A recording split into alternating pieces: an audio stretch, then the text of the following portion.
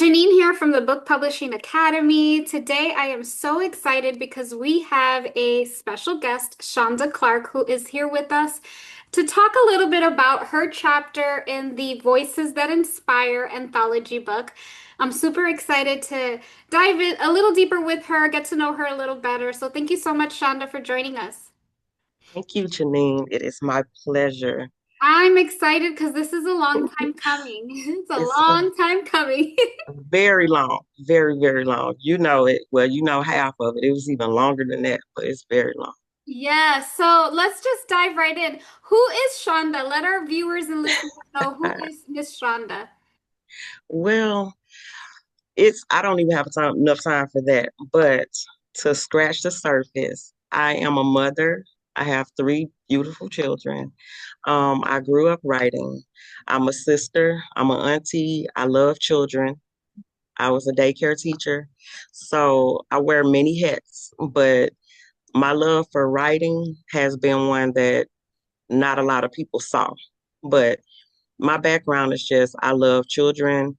I've been writing all my life. I have a few degrees, master included, for business, which I am in right now. But like I say, my writing background is where everything lies.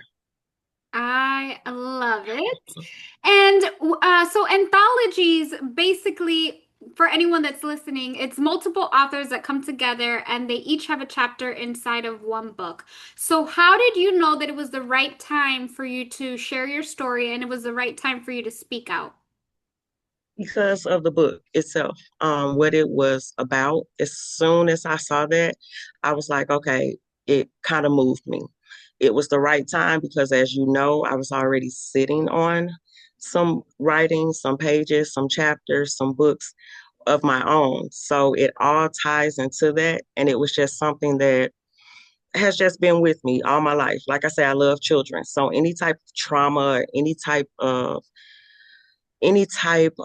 abuse that anyone endures, especially women, children, is something that I hold dear to. So as soon as I saw what it was about and just the broadness of it, it just completely touched me. I couldn't run from it. It was just something like I had to be a part of it. So Well, we're so excited that you are a part of it. Um, what do you hope that your readers will take away from your chapter in particular? awareness. Mm. My biggest part is awareness and bringing a voice. Silence in any community for any type of illnesses, any types of abuse is kind of what, like we say, what is like one of the number one killers in different types of cultures or background. We have heart disease. You have different type of silent killers that come from stress and things of that nature. People hold a lot of stress from trauma that affects them as an adult. You get things like abusive. We don't know why we're prone to abusive relationships sometimes, or we don't know why we have this stress. And those are silent killers. But silence, when it comes to abuse and trauma, is a community killer. It's something that is silent in the community, but it's loud in its effects. You see it all over. People don't understand it, but trauma and abuse brings on different mental things that erupt in our community, and it shows its face in a different type of way, and it kind of brings communities down, but we don't understand it all the time because we don't understand trauma or Mhm. we don't understand abuse. So my biggest thing is to bring light to that so more people feel like they can speak up, whether it is whatever the abuse, whoever the abusers are, whatever type of abuse it is. Being silenced is the worst part of it all, and that makes it harder for things like this to stop. Yeah. And that's pretty much what I want. I just want people to be aware that the silence, it does exist, and people are speaking out, and you can get help and it can get better. I like how you said the silence is loud, and it is super loud, especially when it's our family silencing us. But what one thing that does resonate with me is that especially right now, I don't know. I feel like after the Me Too movement, a lot of people have been speaking up, sharing their stories, being more vulnerable. Social media has become an outlet for a lot of people. So it's like the right time to start Mm. speaking up and bringing awareness to these topics. Writing about our personal experiences can be deeply emotional. What was the most challenging part about putting your story into words? That, um, the epiphanies that you get mid writing, when you're writing about a situation and it just becomes forefront, it becomes, what we write, sometimes you can envision, and we write that way. I've been told people have told me they can picture what I'm writing. So imagine me writing it. I can picture it, I can feel it, it all comes back. So that is challenging to move through because it make you want to like just not face it and be like, I don't want to write it no more.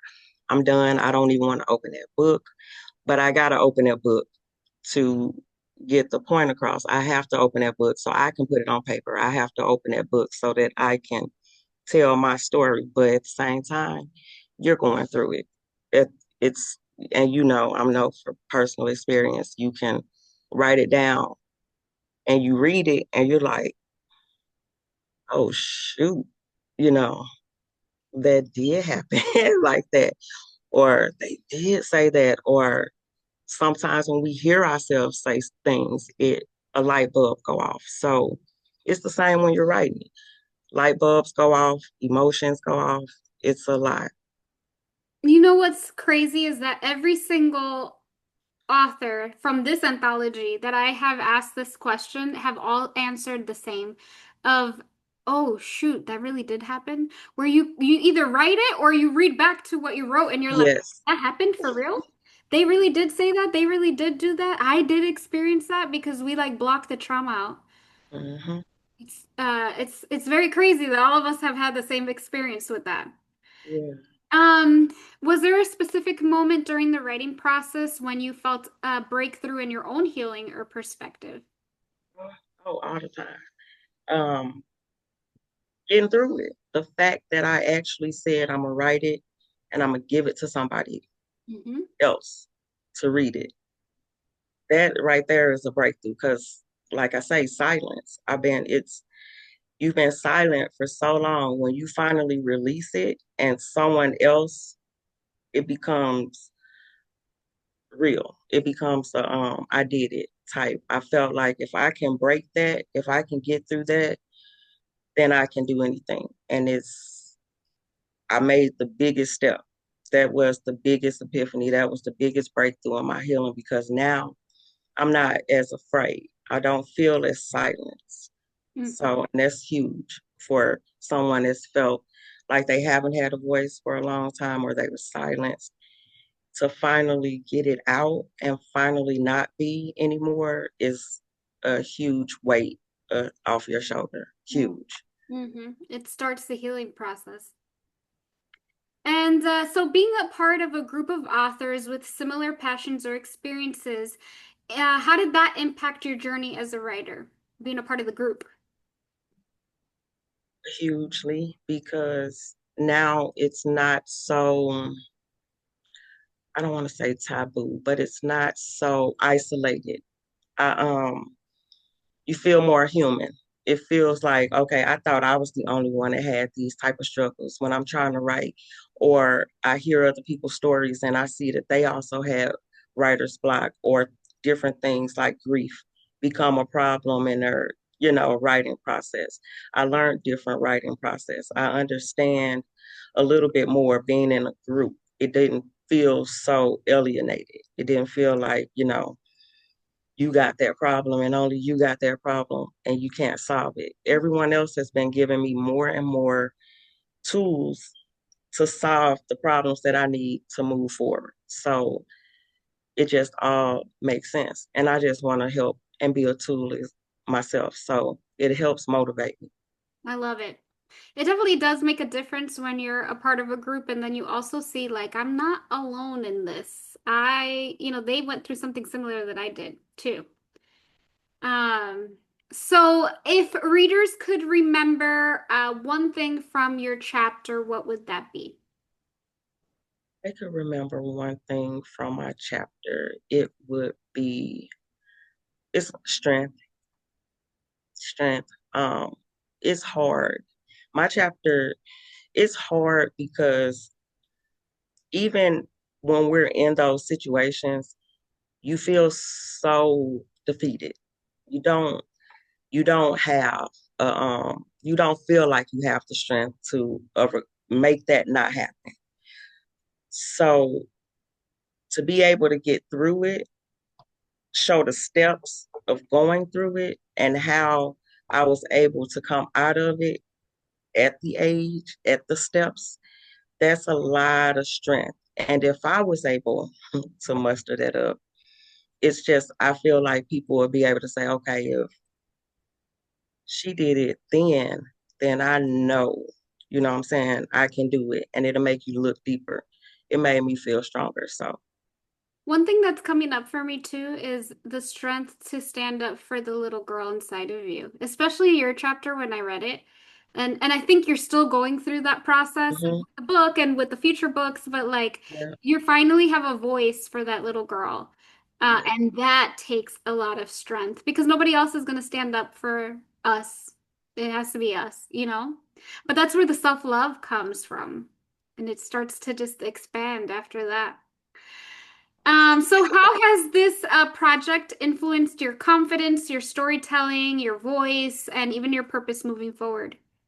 The confidence, just like you just said, it's the confidence. I didn't think I could before. I didn't even realize, I didn't even consider myself a writer before I contacted you a couple of years ago in my grown age. I didn't even, it took me a minute to look back and be like, oh, I am a writer. I've been writing forever. So that confidence, seeing it play out and seeing it come to fruition and actually being able to give you something that was fully done, I was like, okay, now my brain won't stop. Now I'm back into a writing stage where that's all. Every time I turn around, I can think, I can put the words in, order. I can get it out. At first, I couldn't even get it out. So being able to take that first step, just when I say it opened up a world of like my consciousness, my thinking, everything was clear. Hmm. So I was able to step. And now I know I can see the purpose. While I was writing it out, you have to go through the process, I think. Because while I was writing it out, while I was getting the epiphanies, I started understanding why I was doing it. I Hmm. was like, okay, I remember now because I couldn't say it then, but now I understand it. So now I can tell someone else who may be in it, they can understand, they can see, I was putting the dots together for someone else. So that in itself, I couldn't do anything but be like, yeah, I'm ready. And I just want to keep going. Yep, sharing your experience with others. If you could speak directly to a reader who is going through a similar experience to what you wrote about, what would you tell them right now? Mm, it's kind of hard because, it's kind of broad because it was so long ago. But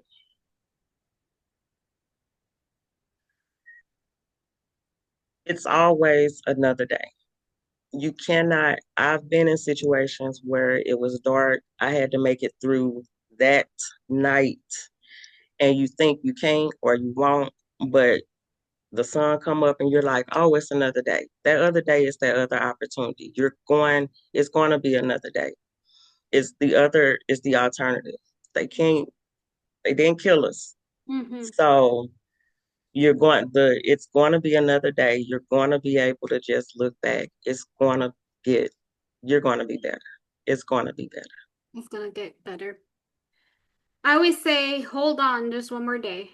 Yep. And then that next day, if you could just hold on one more day, Another day. Yep. take it day by day. Any last minute words that you want to leave our listeners and viewers with? Just, it's never too late. I was so rushed and so down on myself for not getting my books out or not getting my story out. But this opportunity was right on time. It's the perfect opportunity, perfect timing. Everything happened when it was supposed to happen. Don't ever think it's too late. Even if you didn't say something last year, you can say something today. It's never too late to open up, speak your voice, follow that dream, all of that. It's never too late. Just, it's going to happen. I love it. Thank you so much for joining us, Shonda. Truly grateful that you're a part of the anthology. And if you're listening or watching, we are having the book launch event on October 4th from 4 to 6 at Test Style Mexican Kitchen in Phoenix, Arizona. So if you're local, we would love to have you there. You can come eat some tacos with us. We'll be reading from the book and signing some books, and it's going to be a good time. So we hope to see you there. Thank you so much, Shonda. You are so welcome. Thank you, Janine. And guys, if you're watching and viewing, make sure that you subscribe, leave a comment and a review, share with a friend, and we will see you on the next episode. Thank you.